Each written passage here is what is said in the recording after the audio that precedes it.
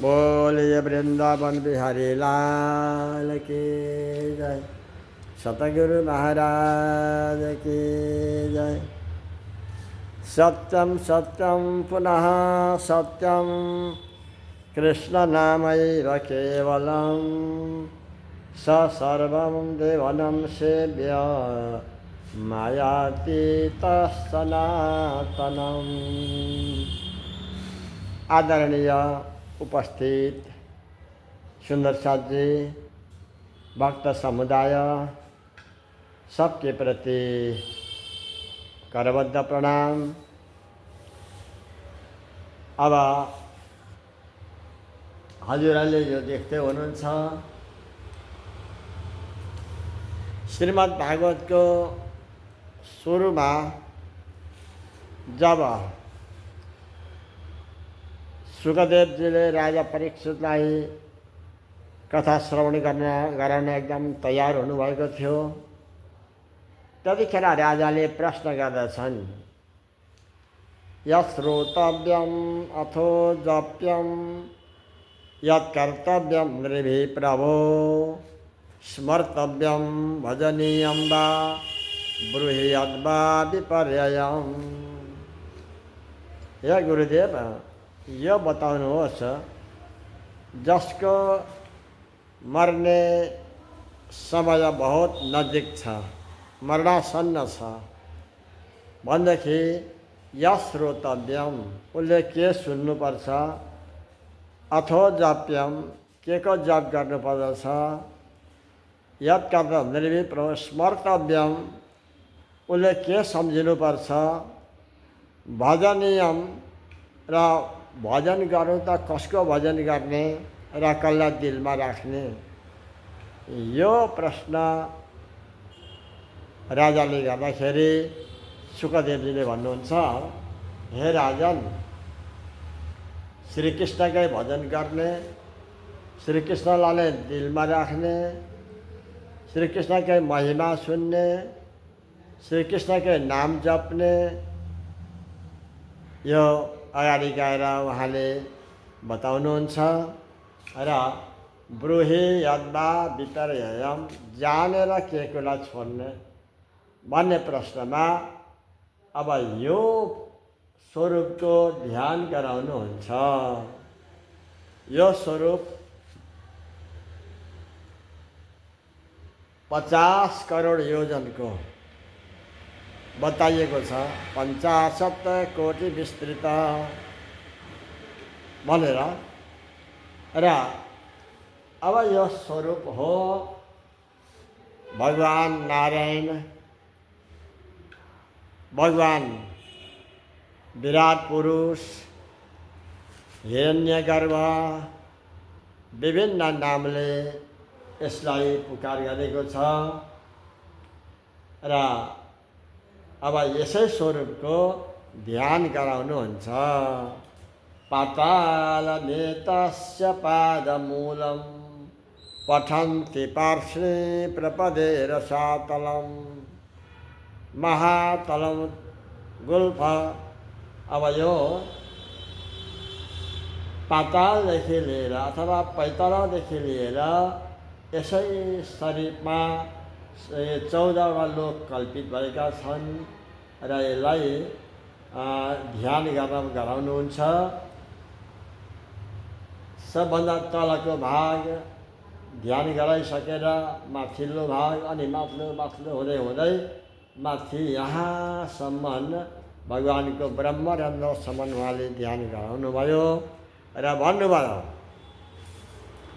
एतद् भगवतो रूपं स्थूलं ते व्यरितं मया मयादिभिश्च वर्णैः रष्टाभिर्बहिरावृतम्। हे राजन, यो मैले तपाईलाई भगवानको स्थूल स्वरूपको वर्णन गरेँ। र योदेखि पर अर्को विलक्षण स्वरूप छ जसमा हाम्रो मन बुद्धि त्यहाँ पुग्न सक्दैन भनेर भन्नुभयो। र एतत् भगवतो रूपम स्थूलम ते व्याहृतम मया मयादिभिस्तवर्णैरष्टानि वैरावृतम अतः परम सूक्ष्मतम निर्विशेषम अतः परम सूक्ष्मतम अव्यक्तम निर्विशेषणम अव्यक्ता निधनानेव तत्र का परिदेवना। देखिए अब योदेखि पर यस्तो खालको स्वरूप छ जहाँ हाम्रो मन बुद्धि त्यहाँ पुग्नै सक्दैन।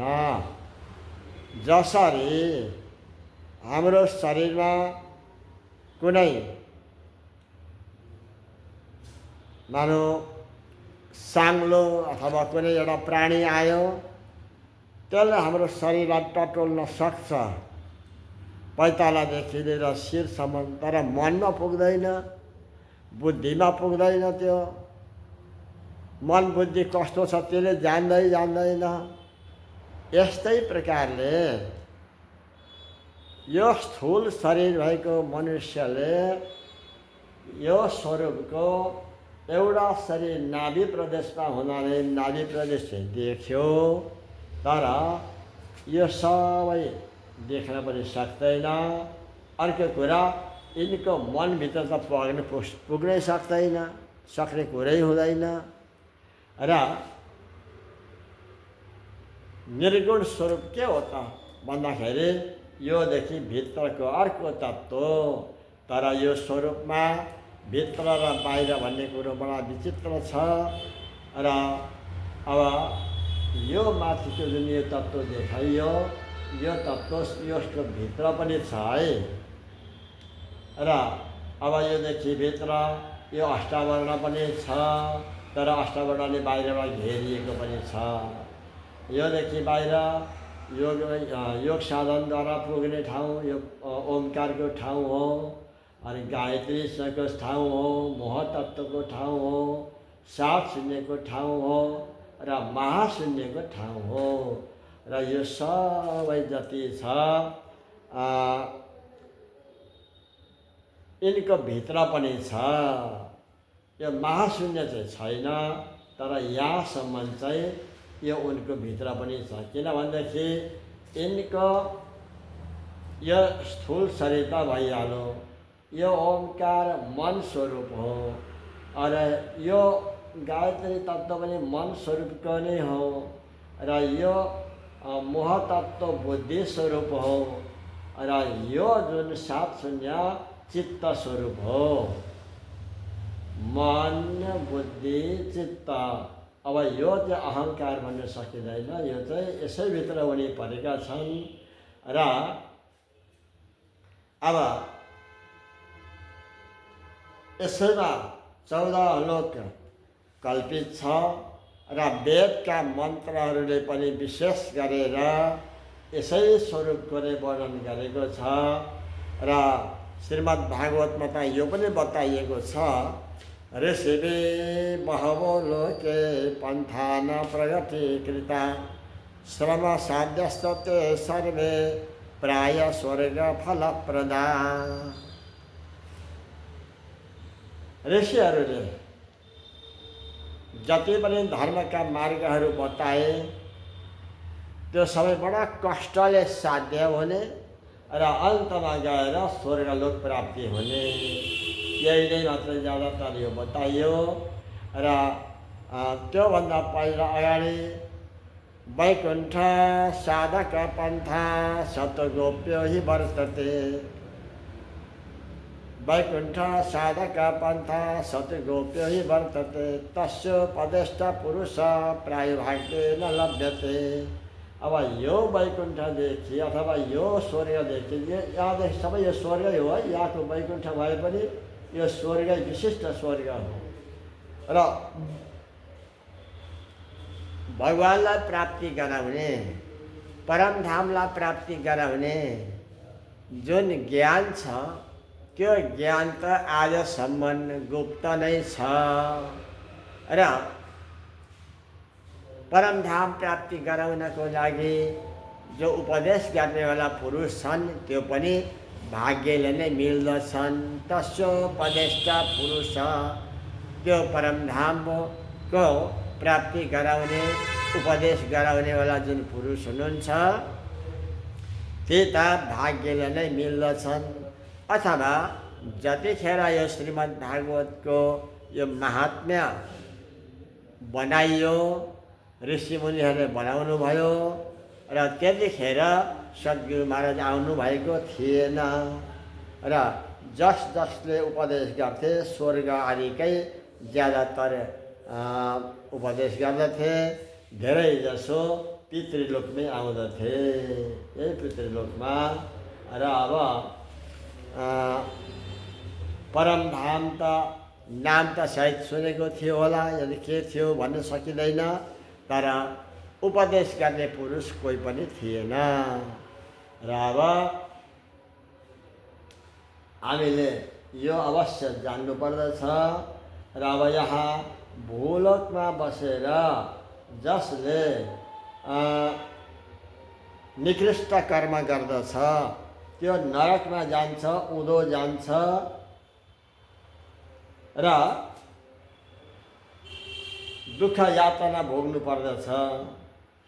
जसले यो भूलोकमा बसेर भूत प्रेतको आराधना गर्दछ, साधना गर्दछ, त्यो भूत प्रेतकै लोकमा जान्छ। अब भूत प्रेतको लोक कहाँ छ त भन्दाखेरि यो वित्तलदेखि यस ठाउँमा छ। यहाँ भगवान् शिवजी भूतेश्वर आफ्ना भूतगणहरूलाई लिएर बस्नुहुन्छ र यहाँ पनि आउन सक्छ है। अब मनुष्य जीवन भएर भूतगण प्राप्ति गर्न कुनै ठुलो कुरा होइन, कुनै महत्त्वपूर्ण कुरा होइन। अब यहाँबाट हामीले पितृको उपासना गरियो भने पितृलोक जाइन्छ। भूतानि यन्ति भूतेजा यन्ति मद्यादि रूपिमा, भगवान्ले भन्नुभयो जो भूतको प्रेतको पूजा गर्छ भूतै लोकमा जान्छ, पितृलोकको पूजा गर्छ पितृलोकमै जान्छ, देवताहरूको व्रत गर्छ, पुण्य र दान पुण्य गर्छ, स्वर्गलोक जान्छ। भूतलोक जानुभन्दा त स्वर्गलोक जानु धेरै उत्तम हो। तर स्वर्गमा पनि आनन्द छैन। त्यहाँ कुनै दानवहरूले आक्रमण गरिदिन्छन् र आक्रमणले गर्दाखेरि उहाँबाट पनि भाग्नु पर्दछ। र एक अर्को कुरो, पुण्य क्षीण भइसकेपछि क्षीणे पुण्य मर्त्यलोकम विशन्ति, पुण्य क्षीण भएपछि मर्त्यलोकमै आउनु पर्दछ र आफ्ना छोराको छोरा, छोराको नाति पनाति भएर पनि जन्म लिनुपर्छ। भागवतको 3 स्कन्धमा यो कुरो बताइएको छ। र श्मशाना दक्षिणेन पथार्यां न पितृलोकं व्रजन्ति ते, श्मशानान्त क्रियाकृता, यसरी बताइएको छ। त्यो अथवा त्यो घरको पाल्तु पशु, कुकुर, बिरालो, घोडा, बैल इत्यादि कुनै पनि हुन सक्दछ। र स्वर्ग पनि वास्तवमा राम्रो चाहिँ होइन है। अब योदेखि माथि महरलोक पाप पुण्यको हिसाब हुने ठाउँ हो। जनलोक ब्रह्माजीका मानस पुत्र रहन्छन्। तपलोक तपस्वीहरू बस्दछन्। र सत्यलोकमा दायाँमा ब्रह्मा बायाँमा शिव बिचमा नारायण, 14 लोक ब्रह्माण्ड भयो यही होइन पारायण। 14वटा लोक यो भयो। र सबैभन्दा माथिल्लो लोक वैकुण्ठ हो। र वैकुण्ठलाई प्राप्ति गर्नु पनि यति ठुलो पुरुषार्थ होइन।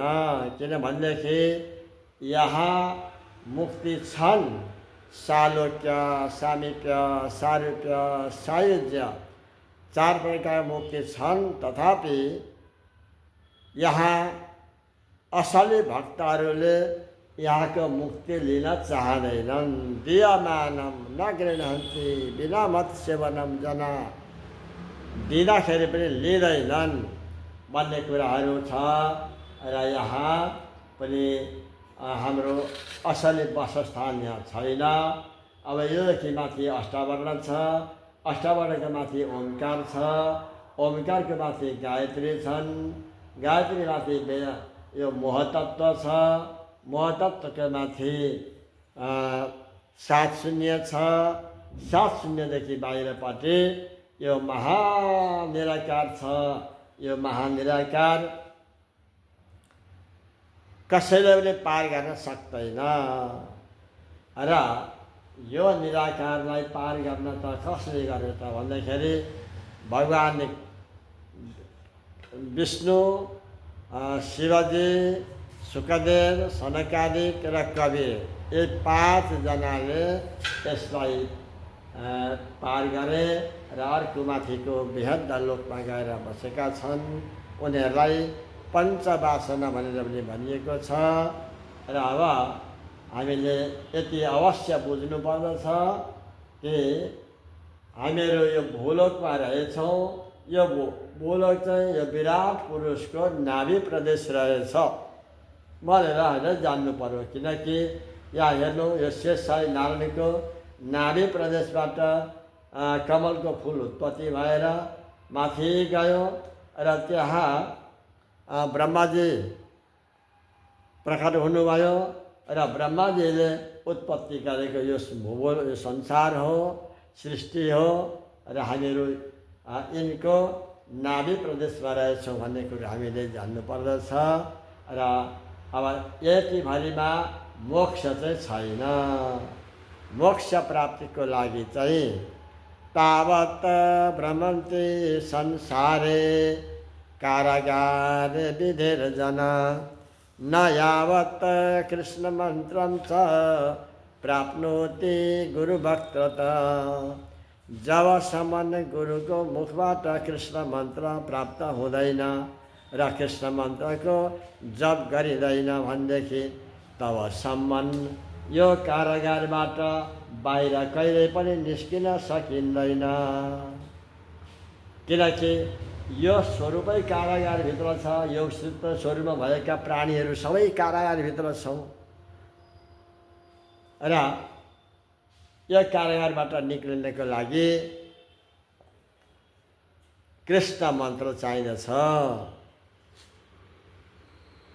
यो कुरो बताइएको छ र अब हजुरले यति सम्झिने, यति जान्ने, किनकि सधैँभरि एउटा मात्रै किन सुनाइरहन्छ, अरू पनि सुनाउनु पर्ने भन्ने कुरा, भन्ने विचार पनि हुनसक्छ। त्यसको उत्तरमा यही कुरा हो कि अधिकांश मनुष्यहरू यो 14 लोक ब्रह्माण्डभित्रै नै उल्झिरहेका छन्। त्रिगुण फाँसकी फन्न परे, त्रिगुणको फाँसीमा उल्झेका छन्। त्यसलाई छोडेर कहीँ बाहिर जान सकेको छैन र सबैलाई सत्सङ्ग पनि मिल्दैन। सत्सङ्ग मिले पनि कतिले सुन्न चाहँदैनन्। आजको जमाना त मोबाइल छोडेर कसले सत्सङ्ग सुनिरहने, त्यस्तो पनि छ।